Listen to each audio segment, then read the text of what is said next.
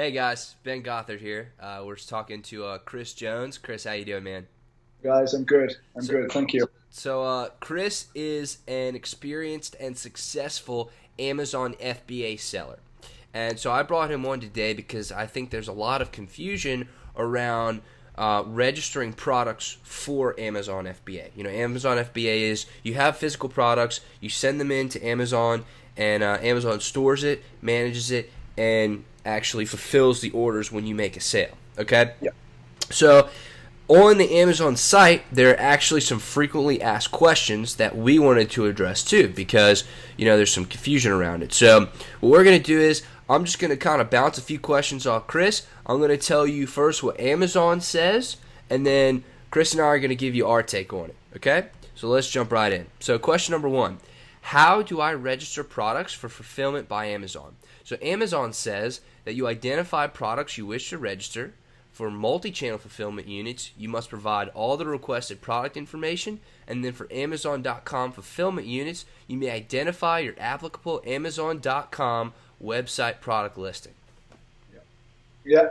So what that pretty much is, you have to register your products. You have to add a product into the Amazon system. So that's either by creating a new product listing. So there's two options. It's creating a new product listing, which is mainly through your own barcodes, UPC, EAN barcodes, and that usually comes with a private label product, usually. So that means you're creating a private label product around your own brand, you're putting your own barcode on it, and if that's eligible to sell on Amazon within certain categories, once you get ungated, then you can proceed to creating the actual product listing. Okay, some actual categories you're going to have to get ungated for, which we've gone over in another video. Once you're ungated in a certain category, then you can push on. The other option, okay, is retail arbitrage. So that's where you might go to like a thrift store, Walmart, Tesco, Lidl's, Aldi's in the UK, stuff like that, and you'll go and you'll source items for cheap in the store that sell more online on Amazon. So obviously some of these products that you'll find in stores aren't actually eligible to sell because Amazon restrict quite a few items. So you've actually got the Amazon Seller app, so which you can download this after creating your individual or business account on Amazon, and you can use a scanner app. So you can take your phone through a store, you can scan the barcode of those products that are maybe on a reduced price or a really reduced price. You can scan them in store, and it will show up on your app and see what they're selling for on Amazon. From there, you can buy them in store, take them back to your house, or send them to Amazon to be fulfilled by them. Create that listing of someone else's product, okay? Sometimes this is deemed as hijacking, so you have to be careful. And we do it on certain products, and then you pretty much compete for the buy box. Whether that price of the product is £3.77, you have to compete and try and beat that product to then sell yours on there. So there's retail arbitrage, and then there's private label, PL or RA. So I think that's what they're kind of relating to on that one. Absolutely. Okay, question number 2. Can I have Amazon fulfill some orders while I fulfill others directly? Okay, Amazon says yes, you may sell some product units using fulfillment by Amazon while fulfilling others yourself. For product units you do not register for fulfillment by Amazon, you will be able to continue receiving orders through the Amazon.com website, and you will continue to be responsible for fulfilling those orders. Okay, so this is a tricky one because I'm not trying to avoid the question at all here, but there are some things that you can do. So Amazon actually allow you to set up Amazon payments on your own website. Now, I'm not sure if this is totally to do with the question, but what Amazon I think are trying to say is you can fulfill by Amazon using their own system, and also, or you can fulfill it yourself. So you could have some stock at your house, or you can have some stock on your website that fulfill from maybe your warehouse or your house. So you can actually put your listing and product on various sales channels, but have Amazon either fulfill them themselves, you fulfill them yourselves, or double up and you do a bit of the work and Amazon does a bit of the work. Do you think that's what they're referring to? Yeah, absolutely. And so, maybe to give a little bit of insight on why somebody would choose to maybe put most of their items into the Amazon FBA system and maybe keep a few maybe in stock in their own house or warehouse or whatever. What I would personally do with this is I would be testing separate sales channels. So I would keep, let's say 400 units of a yoga mat in Amazon FBA, because that's going to become automation. They're going to do that themselves.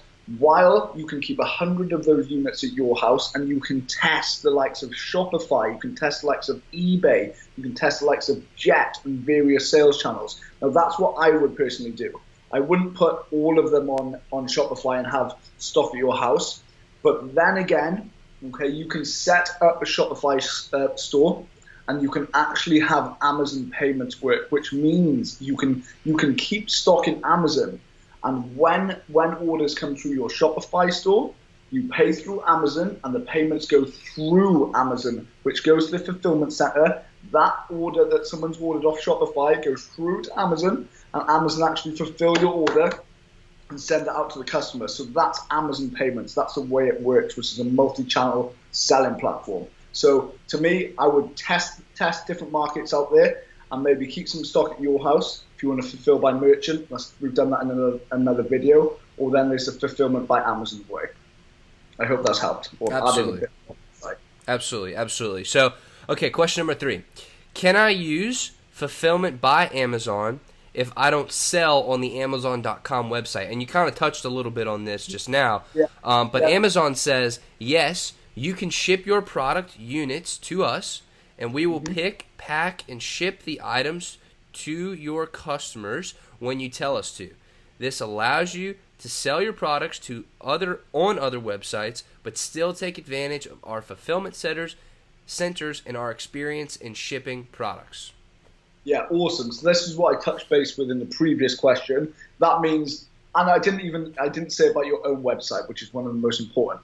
So you can set up Amazon payments on your own website, so then you don't have to worry about fulfilling these orders when you get those orders through Shopify, your own website, and stuff like that. So you can actually have your listings on your website, Shopify, and all of that stuff. But when someone buys, Amazon will still ship it out, and you will still get those payments through Amazon on a 2-weekly basis. So, you don't have to lock yourself in to just sell on Amazon, because you can expand, test separate sales channels, just to reiterate, and you can grow from there. And I think Amazon is a great launch platform, but you have to have the long-term vision of not getting off Amazon, but definitely growing and expanding different sales channels and scaling up in such a way where if you did lose Shopify or your eBay store or Amazon, then you'd have the other sales channels to rely on, and it wouldn't be too much of a headache. Absolutely. Fantastic. Okay, so question number 4. What items are not eligible for fulfillment by Amazon? Amazon says the Amazon Services Business Solutions Agreement sets forth products that are excluded from the program. Some products excluded from fulfillment by Amazon may still be eligible for sale on the Amazon.com website.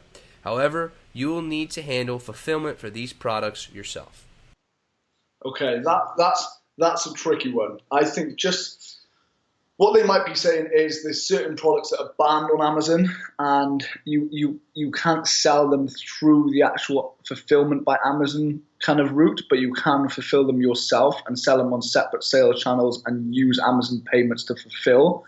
Those products might include some kind of some brand stuff. So say if you were to make your own label product and it had like a football logo on it from a reputable club, and then you didn't register that for like a trademark or have any agreement, and you tried to put that on Amazon, then that would be like a restricted product. Something along the lines of that, or just something so ludicrous that Amazon say, no, that's not being allowed. So I think that's along the lines what they're on about there. I'll have to touch base more on it, but yeah, around those details, I'm sure. And I just kind of want to chime in on this one. Amazon could be saying that something might be too big for their fulfillment system. So say, for example, that you happen to breed elephants. Amazon FBA might not be the right fulfillment system for you. So that's great. So let's move on to question number 5, which is, will you need any other product and order information from me, as in you, the seller? So Amazon says, In addition to the information requirements in the Amazon Services Business Solutions Agreement, you must also provide us with any other information we request about any of your products or the fulfillment of your products in a format and upon intervals that we request. This product information may include all information regarding all available product categorization and subcategorizations, item and packaging dimensions, weight and barcode data, and product condition for all of your products if it's not already in our catalog. Awesome. I will expand on that. So this is the making of your product page listing, and this is where it comes from.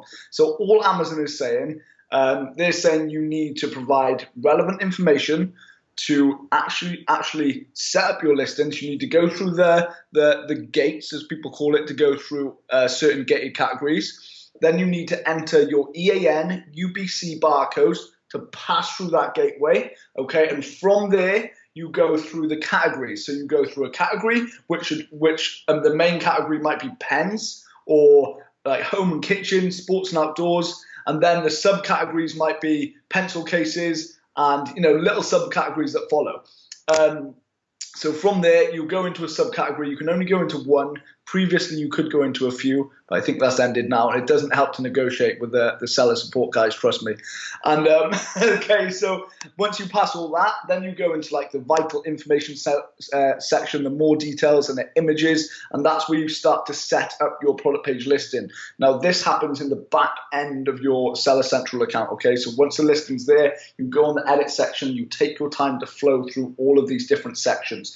And upon delivery, after your product listing has been approved and you're ready to sell and your listing is good to go, then you go ahead and set the shipment for your product, okay? Which we will cover in another video in more depth, Ben. And so what Amazon require is like the dimensions, the weight, the height, the width, the length of your product, the kilograms of each box, the units per each box your unit's being sent in, the number of boxes, what courier it's being sent from your supplier to Amazon's warehouse, and also, what else is there, Christy? What else is there? Also, if you're selling the consumer product, it's going to be the expiration date and stuff like that. And that's something that I cover in the new course I've released, which is very, very exciting, which I'm very excited about myself, as you can see. So I think that's what they're referring to there. And what that wouldn't refer to, again, question one, was if you were doing retail arbitrage, because you don't create your own listing. You just kind of piggyback, as it's called, off another brand or another person's listing who's selling that product.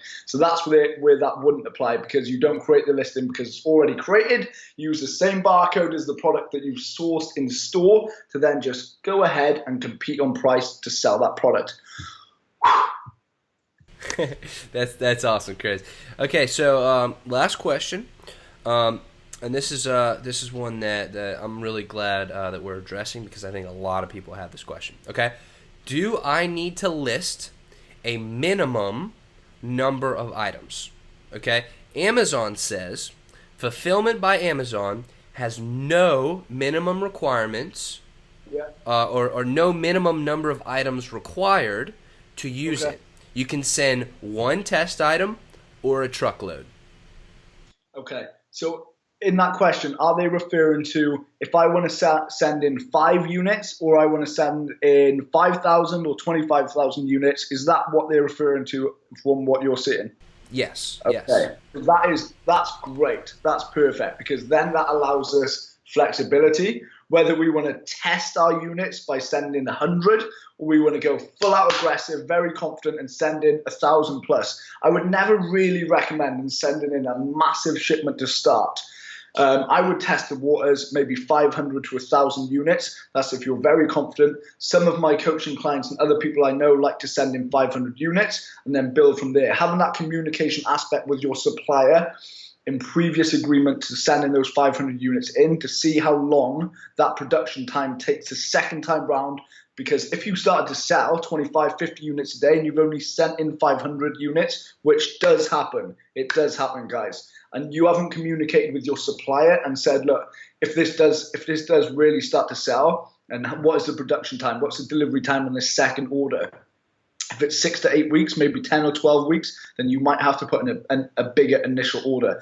But what Amazon is saying is, if you want to send in, like they said, a truckload or just a few units, that's fine. Either one is fine. So you can test the water, or you can go full out power mode and get it done. So I think that's great. I think that's great flexibility for the seller to gain confidence initially, and then you can just scale up from there. So I would personally recommend between 500 and 1,000 units for your first order, doubling up, tripling up for your second, third, and so on, making sure you're scaling in the right way, obviously. But again, this doesn't come down to the question, but make sure you communicate and build a solid and standing relationship with your supplier, so he can or she can forward that shipment faster. They can get the units produced at a quicker rate, and you can work with them at a much more optimal level. I think that's really, really important. Don't be the one who emails the supplier a couple of times a week. Ask them how they are, and you really got to build that relationship, because that's only going to help you in the short and long term, especially with lowering cost prices of your products over the duration too. So yeah, that's good. That's good. Absolutely.